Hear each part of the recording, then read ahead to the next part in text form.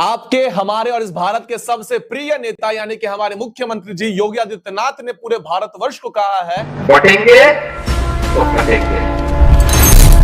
एक 2% का नेता भारत के कोने कोने में घुस घुस कर लोगों से पूछ रहा था, जाति जाति जाति, तोहार जाति क्या है, तोहार जाति क्या है, तोहार जाति क्या है। और एक ही बार में भारत देश के प्रधानमंत्री ने कहा, एक रहेंगे तो सेफ रहेंगे। बस इतनी सी बात सुनकर विरोधकों की इतनी ज्यादा फटी पड़ी हुई है। और साथ ही साथ जो एक समय में कुछ इस प्रकार से दिखा करती थी, आज बेचारे अब्दुल ने इसका हाल ऐसा कर दिया है। इन सारी चीजों को समझेंगे और साथ ही साथ जहां जहां इलेक्शंस है, कल वोट पड़ने वाला है, इसीलिए आज ये मेरा वीडियो आ रहा है, वो भी लगभग 20 दिनों के पश्चात, क्योंकि हम लोग कहीं बाहर गए हुए थे, मंदिर घूम रहे थे, ज्योतिर्लिंग का आनंद ले रहे थे। वो सारी चीजें दर्शन करने के पश्चात एक नई ऊर्जा के साथ आप लोग के सामने आया हूं, ताकि आप लोग के भीतर में जो ज्वाला मैं बार बार डालने का प्रयास करता हूं, उसे उसी उग्र तरीके से डालकर रखूं और आपके मन के अंदर भी अपने धर्म के प्रति जागरूकता को तैयार रखूं।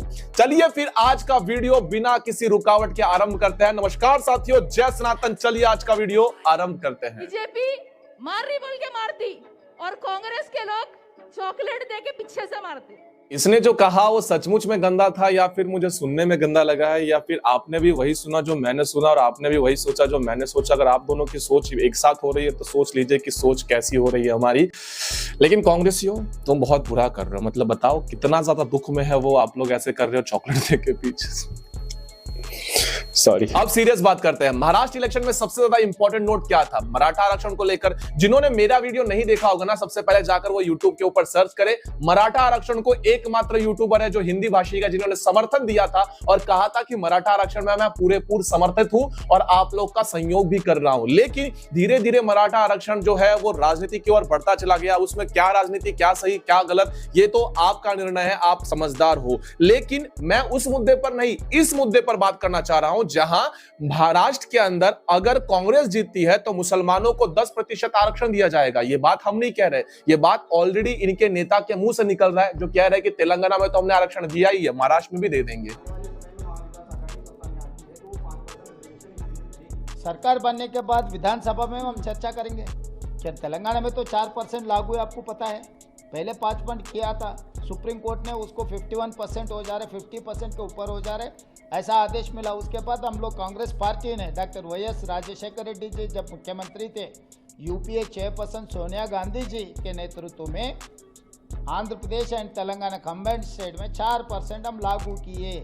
जहां हम लोग एक तरफ मराठा आरक्षण की बात कर रहे थे, मराठा आरक्षण को समर्थन दे रहे थे, और ये लोग यहां पर मुस्लिम आरक्षण की बात कर रहे हैं, मुस्लिम रिजर्वेशन को इतना स्ट्रांग बनाने की कोशिश कर रहे हैं, जिसके बाद आप लोग के पास क्या बचेगा? हाथ में खाली कटोरा, कुछ नहीं बचने वाला हम लोगों के पास। अगर आप लोग को लगता है कि हम ऐसी पार्टी का विरोध करेंगे और इस पार्टी का विजेता बनाएंगे तो हम लोग को न्याय मिल जाएगा और सामने वाली पार्टी को सबक सिखा देंगे, सबक वो नहीं सीखेंगे, सबक आप लोग सीखोगे। उनका कुछ भी नहीं जाने वाला, क्योंकि उनके पास अच्छी खासी दौलत है। दिक्कत हम जैसे जनरल कैटेगरी वालों का है। अब मैं भी जनरल कैटेगरी का हूं तो मुझे पता है कि दुख क्या होता है। लेकिन अगर आप लोग को लगता है कि ऐसा कुछ करने की वजह से आप लोग सामने वाले पॉलिटिकल पार्टी का मजा चखा दोगे, तो दिक्कत आप लोग को फेस करना पड़ेगा। क्योंकि यहां पर फिलहाल ये चल रहा है कि अब जो मुद्दा है हिंदू वर्सेस मुस्लिम का, बहुत स्ट्रांग तरीके से महाराष्ट्र के अंदर हो रहा है। एक वीडियो तो मेरे सामने आया, अब कितना सच कितना झूठ आप लोग ही देख लीजिए। जर फडणवीस म्हणतात की हे उलट जिहाद करतात, तर मला त्या फडणवीसांना सांगायचंय की जेव्हा जेव्हा देशाच्या लोकशाही वाचवण्याची लढाई येईल,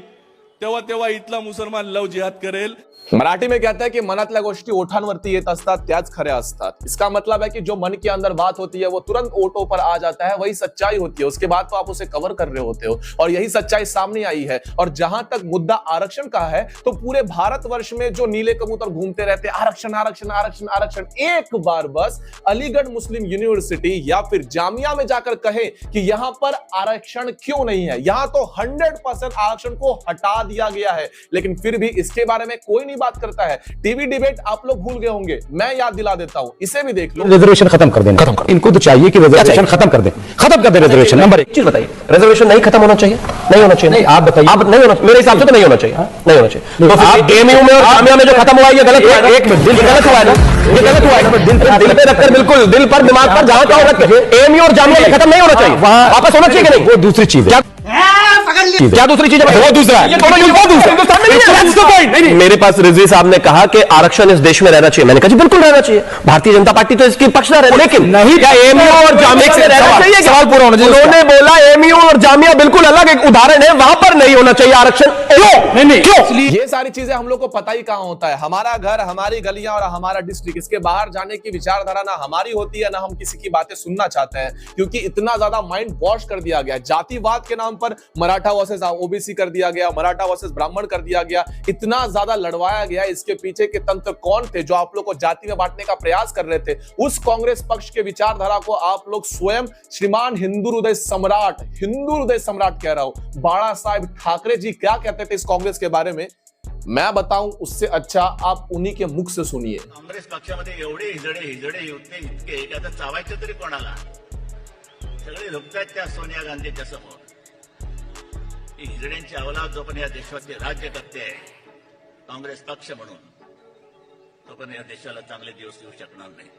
हिंदू हृदय सम्राट बाळा साहेब ठाकरे ये स्पष्ट रूप से कहते हैं कि हिजड़े झुकते हैं कांग्रेस के सामने, ये सोनिया के सामने, और इस विचारधारा को मैं पूरेपूर समर्थन करता हूं। लेकिन उनके पुत्र ने उनके विचारधारा को क्यों स्वीकार नहीं किया, इसलिए लोगों ने आज उन्हें स्वीकार नहीं किया, ये सारी भी चीजें दिखती है। हमें उनके प्रति बहुत ज्यादा आदरयुक्त भाव था, लेकिन जिस प्रकार से उनके जो स्टेटमेंट्स थे, जिस प्रकार से उन्होंने बैक स्टेप पर खेलना शुरू कर दिया, उसे देखकर बहुत दुख होता था और मन में विचार भी आता था कि बाला साहेब ठाकरे जी के विचारधारा को इन्होंने पूरी तरह से ठुकरा दिया है। क्योंकि हिंदू हृदय सम्राट इतना बड़ा उपाधि जो जनता ने उन्हें दिया था, उस उपाधि को इन्होंने हटाकर क्या लिखवा दिया, जनाब बाला साहेब ठाकरे। इससे बड़ी शोकांतिका, इससे बड़ा दुख क्या हो सकता है एक पुत्र के लिए जो अपने पिता के सारे विचारधारा को लात मार रहे। क्योंकि पालघर के साधुओं के वक्त के भी हमने चीजें देखी थी, न्याय मिलेगा मिलेगा मिलेगा मिलेगा, न्याय नहीं मिला। लेकिन आज रामगिरी महाराज जी को लेकर, एजाज खान से लेकर जितने भी इम्तियाज जलील, ये सारे लोग थे, एक बड़ी फौज लेकर मुंबई पर हमला कर रहे थे, बता रहे थे लोगों को कि हमें रामगिरी महाराज का चाहिए। लेकिन उन्हें, उनके बाल को कोई बांका भी नहीं कर सका, क्योंकि वहां पर ऐसा एक व्यक्ति बैठा हुआ था जो कह रहे थे कि रामगिरी महाराज जी को कोई छू तक नहीं सकता, इन औरंगजेब की औलादों को हम सबक सिखा देंगे, स्पष्ट रूप से कह रहे थे। अब मैं किसका समर्थन करूं?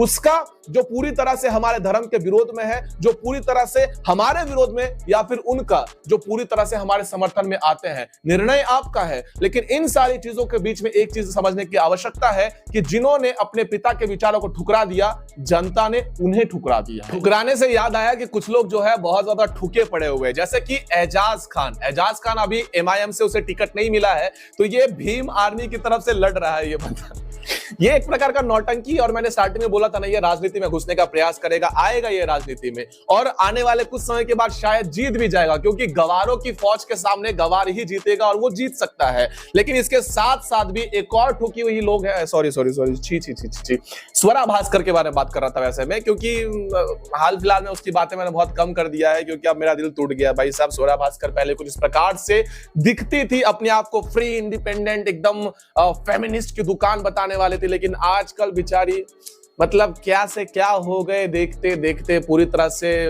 बर्बाद हो गए देखते देखते। लेकिन अब क्या ही करे, उसकी लाइफ थी, उसकी चॉइस थी, जैसा करना था वैसा करे।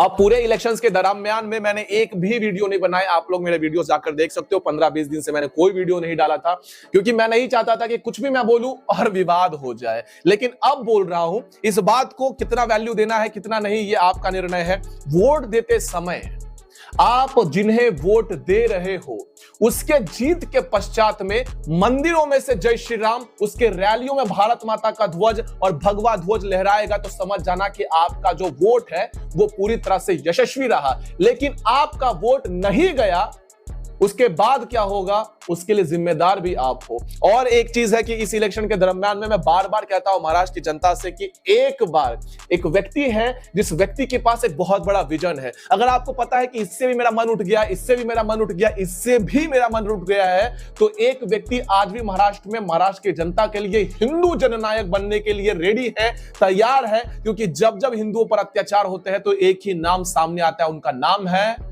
राज ठाकरे। मैं जानता हूं कि बहुत लोग उनके अपोज में होंगे, या फिर बहुत लोग कहेंगे कि ये भाषावाद करते हैं, प्रांतवाद करते हैं।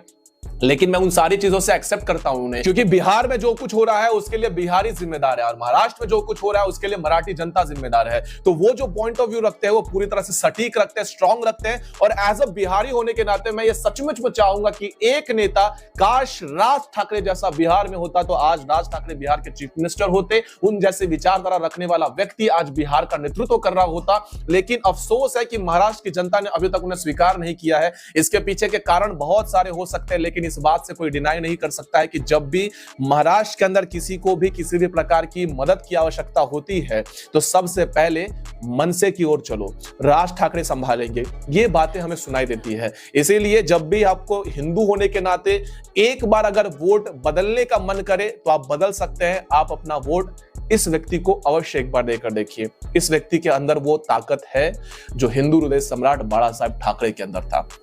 अब इस पूरे वीडियो के अंदर आपका निर्णय जो भी होगा वो कल आप लोग प्रदर्शित करिए। मुझे किसी भी प्रकार से कोई फंडिंग नहीं हो रही है कि मैं ऐसी वीडियो बनाऊं। अगर हो रही होती तो पिछले 15-20 दिनों से दनादन वीडियो आते, लेकिन फिर भी आप लोग के हितार्थ के लिए मैंने जो वीडियो बनाया, इस वीडियो को अधिक से अधिक शेयर करें।